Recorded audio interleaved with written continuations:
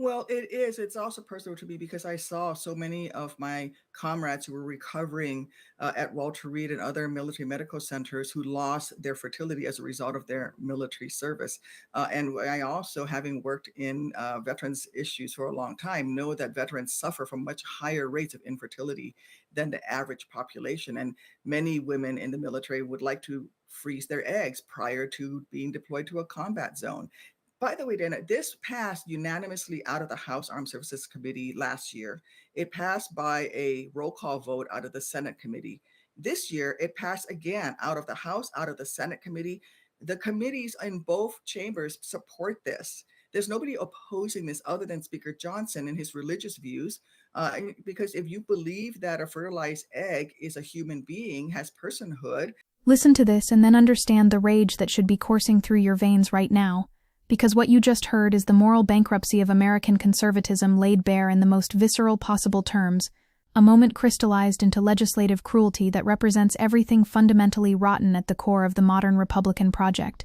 Senator Tammy Duckworth is calling out Speaker Mike Johnson for what she describes as his extreme right-wing belief that considers hopeful parents who depend on IVF and their doctors as murderers. And wait, hold on, because this bombshell is about to detonate into something even more sinister, something that exposes the theocratic impulses lurking beneath Johnson's carefully pressed suits and his Southern gentleman affectations, because what we are witnessing here is the deliberate weaponization of religious ideology against the very troops who risk their bodies and futures to defend this nation. The philosophical architecture of this cruelty demands our immediate attention because Johnson has been pressing behind the scenes to remove an IVF coverage provision from the National Defense Authorization Act, and sources say his opposition stems from his opposition to abortion, with some anti-abortion advocates opposing IVF because it often involves the disposal of unused embryos, which means we are dealing with the logical endpoint of fetal personhood ideology colliding with the healthcare needs of wounded warriors and service members who have already sacrificed more than most Americans could fathom. Think about the philosophical violence embedded in this moment, and the echoes of historical religious authoritarianism that haunt every clause of legislation that Johnson is secretly trying to gut. Because what you're seeing is the direct lineage from the patriarchal control mechanisms of medieval Christendom through the modern evangelical movement's obsession with controlling reproductive autonomy, now manifesting as a direct attack on military families. The hypocrisy is staggering, and you need to feel the full weight of it, because Trump called himself the father of IVF, both on the campaign trail and in office, and as recently as October promised to cover IVF for American families, yet Duckworth says apparently not military families, which reveals the performative nature of Republican support the troops rhetoric when it conflicts with their theological commitments to embryonic personhood. This is the moment where the mask slips completely off, and here comes the next bombshell that should make your blood boil with righteous fury, because Duckworth noted that her IVF provision would have simply ensured that our service members and their families have access to the same level of coverage as members of Congress, yet it was removed from the final version behind closed doors, even after so many of my Republican colleagues very loudly and publicly claimed to support IVF this year. Let that sink in for a moment while we examine the material reality of what Johnson is doing here, because currently TRICARE only covers fertility services for military members whose infertility was caused by a serious or severe illness or injury while on active duty, creating a bureaucratic nightmare where veterans must prove their infertility is service-connected even though a 2018 survey found that 37% of active duty women struggled with infertility, a rate that is 3 times the national average, and the broader research shows 15.8% of women and 13.8% of men veterans who served in Operation Enduring Freedom and Operation Iraqi Freedom reported experiencing infertility. These are not abstract statistics, these are the reproductive futures of people who served in conditions of unimaginable stress and exposure to toxins, and you're about to understand why Johnson's obstruction represents something even more insidious than simple policy disagreement. Research shows service members and veterans face higher rates of infertility compared to members of the general population, and the scientific literature points to exposure to toxic burn pits, stress, head trauma, and even lead in bullets and other heavy metals found in war zones as contributing factors, meaning that military service itself is creating these fertility challenges, which makes Johnson's theological objections not just cruel, but a direct betrayal of the covenant we make with those who serve. The philosophical framework here echoes Michel Foucault's concept of biopower, the state's assertion of control over bodies and reproduction, except in this perverse iteration, it's the withdrawal of reproductive care as punishment for not conforming to a specific religious doctrine about when life begins. Now brace yourself for the most damning revelation, because Duckworth saw many of her comrades recovering at Walter Reed and other military medical centers who lost their fertility as a result of their military service. And she specifically mentions women in the military who would like to freeze their eggs prior to deployment to combat zones, creating a haunting image of service members trying to preserve their reproductive futures before heading into war zones where burn pits and chemical exposures could render them permanently infertile. The moral calculus here is so transparently unjust that it should spark immediate outrage, because what Johnson is saying through his actions is that his interpretation of when an embryo becomes a person matters more than the reproductive autonomy and family-building dreams of veterans who have already given pieces of themselves to this country. Let's excavate the ideological foundation of Johnson's position, because as a hardline conservative, Johnson's religion appears interwoven with his views on abortion and LGBTQ+ rights. He has earned an A+ rating from Susan B. Anthony Pro-Life America, and he has endorsed a bill that would ban abortion nationally after 15 weeks, revealing someone whose political identity is fundamentally constructed around imposing his Southern Baptist theological commitments onto public policy. Johnson told the Louisiana Baptist Message in 2016 that "I am a Christian, a husband, a father, a lifelong conservative, constitutional law attorney, and a small business owner in that order," adding that it was his faith that pushed him to run for office, and that he was called to legal ministry to defend religious freedom, the sanctity of human life, and biblical values, including the defense of traditional marriage, which makes explicit what many conservatives try to obscure, that Johnson sees his speakership as an extension of religious warfare against secular pluralism. The connection to fetal personhood ideology is where this entire edifice reveals its most dangerous implications, because fetal personhood creates a legal environment in which abortions or discarding frozen embryos could be considered a crime like homicide, and at least 11 states have either a specific law or language within other laws establishing some level of fetal personhood, while the Republican Party platform adopted in 2024 supports states establishing fetal personhood through the Constitution's 14th Amendment, which would have the practical effect of prohibiting abortion at all stages of pregnancy, with impact potentially becoming national if courts affirm state-level laws. This is the theocratic endgame that Johnson represents, the creation of legal frameworks that grant embryos constitutional rights equivalent to living, breathing humans, which by necessity would criminalize standard IVF procedures that involve creating multiple embryos and selecting the most viable for implantation. Here's where the political theater becomes even more grotesque, because Duckworth told NPR, "You can't support a fertilized egg being a human being. This personhood stuff, which Rick Scott has said he supported, and also say you support IVF. The two are contradictory," and Senator Patty Murray made clear that Republicans cannot have it both ways, claiming to support IVF while at the same time supporting fetal personhood, an extremist ideology that says an embryo should have the exact same rights as a living, breathing human being, and is fundamentally incompatible with IVF. This logical contradiction is the crack in the Republican facade that Democrats must hammer relentlessly, because the voting public overwhelmingly supports IVF access, yet the theological commitments of Republican leadership make actual protection of IVF impossible. The Alabama Supreme Court ruling earlier this year demonstrated exactly what happens when fetal personhood meets reproductive technology, because the Alabama Supreme Court cited fetal personhood language within state statutes to find that frozen embryos were people, temporarily halting the procedure in the state, creating immediate chaos and forcing the GOP-controlled Alabama legislature and Republican Governor Kay Ivey to rush to restart IVF by enacting a bill that shields IVF providers from criminal liability, though Democrats said it was a quick fix that did not address the underlying issue. This is the reality of what Johnson's ideology produces when given legal force: doctors afraid to perform standard fertility treatments for fear of prosecution, families unable to access care, and legislative band-aids that fail to address the fundamental theological authoritarianism driving these restrictions. Now let's talk about the specific provision Johnson is gutting, because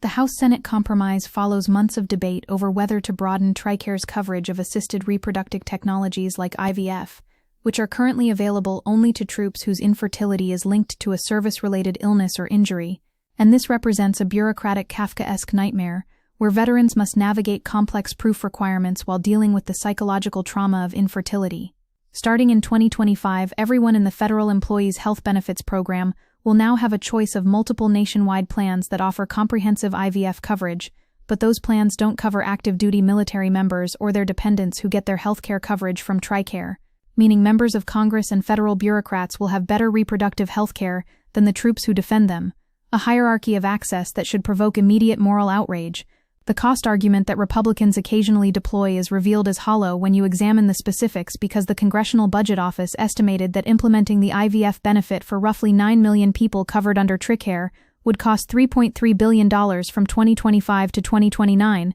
much more than the approximately $30 million the Defense Department currently spends on limited assisted reproductive technology services, but advocates believe that number is unbelievably inflated, and that Johnson's anti-abortion ideology is what's really driving the Speaker's opposition. Even if we accept the CBO estimate, we're talking about less than $1 billion per year for a military budget that regularly exceeds $800 billion,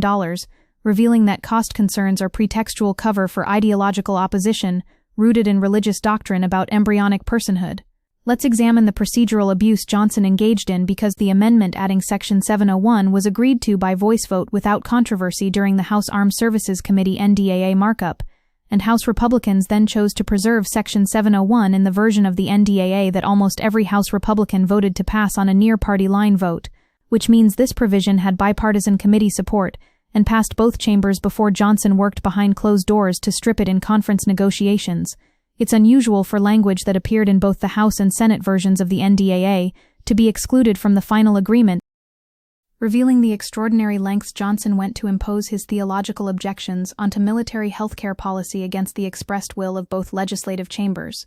The personal testimony here cuts through all the abstract policy discussions because Duckworth herself is a veteran who relied on IVF to have 2 children after a double amputation from her military service reduced her natural fertility, and she lost her legs in a helicopter crash in Iraq, and struggled with infertility for more than a decade, making her advocacy on this issue not abstract moralizing, but born from lived experience of military service destroying reproductive capacity. Her letter to Trump calling Johnson out is devastating in its directness, because Duckworth wrote Trump in handwritten annotations warning you to become the deadbeat dad of IVF, deploying rhetoric that cuts through political euphemism to name exactly what abandoning this provision represents. The broader implications for reproductive justice demand sustained analysis, because what Johnson is doing fits into a comprehensive assault on bodily autonomy that connects abortion restrictions, contraception access, and now fertility treatments into a unified project of patriarchal control over reproduction. As anti-abortion hardliners pursue personhood rights for fetuses, establishing life from the moment of fertilization could have profound implications not just for bodily autonomy and the ability to access abortions, but also contraception and fertility procedures, revealing the theocratic endgame, where evangelical interpretations of when life begins supersede individual reproductive decision-making across every stage of family planning. Johnson is in his 4th term in Congress, yet many are just learning about his strongly held religious views and their influence on his politics. The Louisiana Republican and constitutional lawyer is a deeply evangelical Christian who has proudly spoken about his religious beliefs throughout his political career, and his new role as Speaker has cast new light on how those beliefs may color his positions on high-profile culture war issues, which means we're witnessing the elevation to one of the most powerful positions in American government, someone who explicitly rejects secular governance in favor of biblical law. In April, Johnson gave a speech decrying the so-called separation of church and state, insisting there was nothing in the Constitution barring the government from supporting religious beliefs, claiming the founders wanted to protect the church from an encroaching state, not the other way around, representing a fundamental misreading of Enlightenment principles and the Establishment Clause that should terrify anyone who values pluralistic democracy. Johnson's history with Alliance Defending Freedom reveals the institutional infrastructure behind his ideological commitments because before Johnson was in public office, his restrictive stances on gender identity, abortion, and sexuality were honed at the conservative Christian legal group Alliance Defending Freedom, where he served as a senior spokesperson and attorney, an organization that is the legal force behind dozens of the most restrictive abortion laws and pieces of anti-LGBTQ+ legislation in the country, and provided the model abortion ban enacted by Mississippi that led to the Supreme Court overturning Roe v. Wade. This is not some fringe figure stumbling into power, but rather the product of a decades-long project by the Christian right to place trained ideological warriors in positions where they can impose their theological vision on American law. The connection to Project 2025, and the broader conservative movement's reproductive agenda cannot be ignored because Senate Majority Leader Chuck Schumer tried to link Senate Republicans to Project 2025, the detailed policy agenda published by the Heritage Foundation, which includes restrictions on reproductive health care, saying if GOP senators vote no on the IVF bill, it will be further proof that Project 2025 is alive and well, revealing how this specific act of legislative cruelty fits into a comprehensive blueprint for remaking American society along Christian nationalist lines. The fact that the Southern Baptist Convention adopted a resolution opposing IVF, the largest Protestant denomination in the country whose 13 million members are a core part of the Republican Party's evangelical base, shows the theological consensus driving Republican policy even when it contradicts overwhelming public support for fertility treatments. Think about the philosophical violence of Johnson's position through the lens of feminist ethics of care, because what he's demanding is that service members sacrifice their dreams of parenthood on the altar of his theological convictions about embryonic personhood, subordinating the actual lived experiences and reproductive needs of veterans to abstract doctrinal positions about when ensoulment occurs. Duckworth and Jacobs wrote that failing to provide high-quality IVF coverage through TRICARE would perpetuate an unfair system that forces military families to confront an impossible and unjust choice between serving their country in uniform or starting a family without the risk of financial ruin, articulating the false choice that Johnson's ideology creates where military service and reproductive autonomy become mutually exclusive.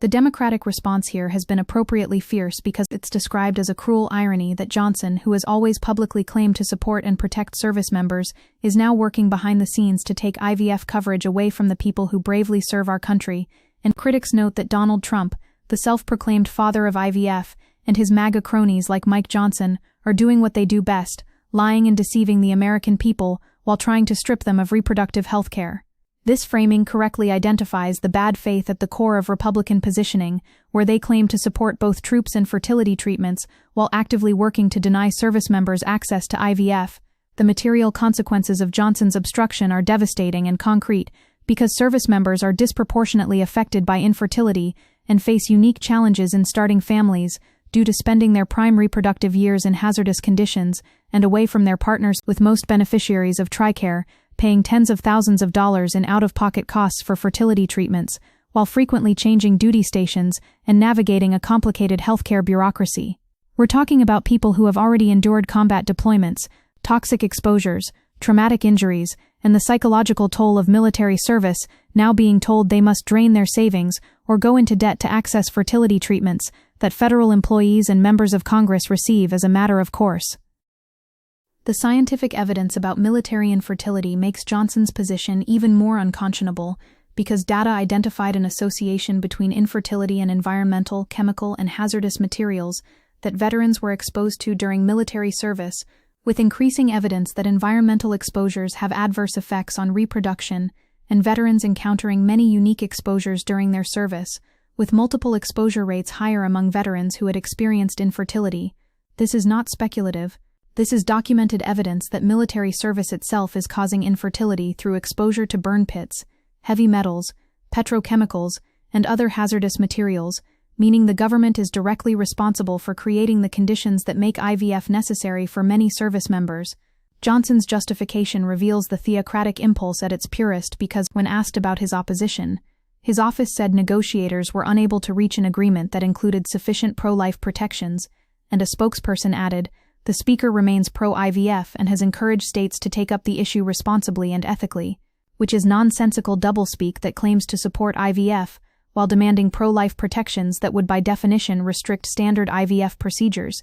You cannot protect embryonic life at every stage and simultaneously support a medical procedure that necessarily involves creating multiple embryos and selecting among them. This is the logical contradiction at the heart of the Republican position that they refuse to acknowledge. The political opportunity here for Democrats is enormous, because polling shows more than 80% of Americans believe IVF is morally acceptable, according to Gallup polling. A majority of Americans do not believe that a fetus should have the same legal rights as a person, and nearly half think the government should protect access to IVF, revealing a massive gap between Republican leadership's theological commitments and public opinion. This is the electoral terrain where Democrats can win decisively by framing the choice clearly. Do you want politicians' religious beliefs to override your reproductive healthcare decisions, and do you think veterans who sacrificed for this country deserve fertility coverage?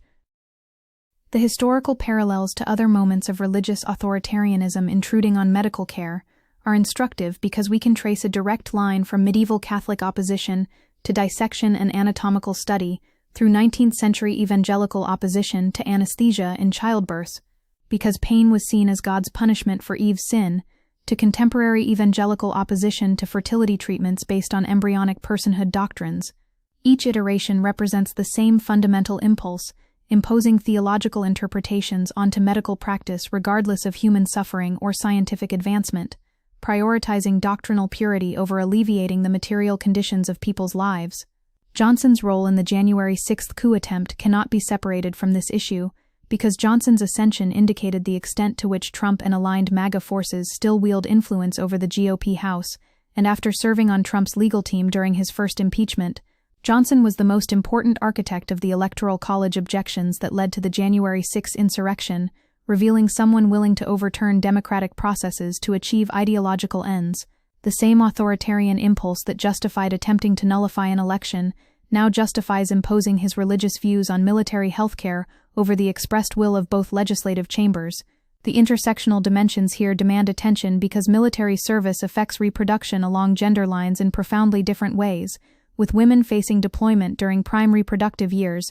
exposure to toxins and radiation, the physical toll of carrying heavy equipment designed for male bodies, and women veterans with infertility diagnosis being younger, obese, Black, or Hispanic, having a service-connected disability rating, a positive screen for military sexual trauma, and a mental health diagnosis. The compounding traumas of military sexual trauma, combat stress, and infertility create a cascade of reproductive injustice that Johnson's obstruction exacerbates, denying care to those most in need while hiding behind abstract theological principles.